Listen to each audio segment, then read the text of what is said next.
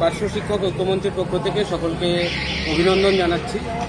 আপনারা ইতিমধ্যে জানতেন যে আজকে আমাদের একটা বিশাল র্যালি হওয়ার কথা ছিল পিএনবি মোড় থেকে বিকাশ ভবন পর্যন্ত, কিন্তু দুর্ভাগ্যের বিষয় হচ্ছে গতকাল কোড অফ কন্ডাক্ট চালু হয়ে যাওয়ার ফলে আমরা সেই কর্মসূচি থেকে আমরা সরে আসতে এক প্রকার বাধ্য হয়েছি।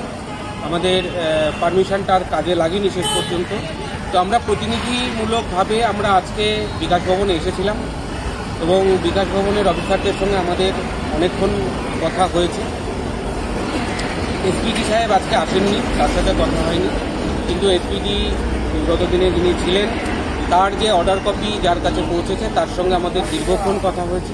তিনি আমাদেরকে যেটা জানালেন সেটা হচ্ছে এই বিষয়টা নিয়ে বর্তমান এসপিডি সাহেবের সঙ্গেও তার আলোচনা হয়েছে এবং আগামী বুধবার এসপিডি সাহেব আসবেন। সেদিন আবার আর এক প্রস্ত আলোচনা হয়ে আমাদের এই ফাইলটা যাতে এগোনো যায় তার ব্যবস্থা উনি করবেন। তবে ইলেকশন এটা মাথায় ঢুকিয়ে নিতেই বলেছেন।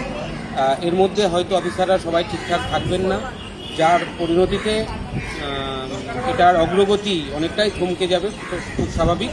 তো সেই বিষয় নিয়ে যাতে ফাইলটা হয় নতুন করে এবং প্যারা টিচারদের ফাইল যাতে হয় সেই বিষয়টা নিয়ে আমরা নিশ্চিত করাতে পেরেছি।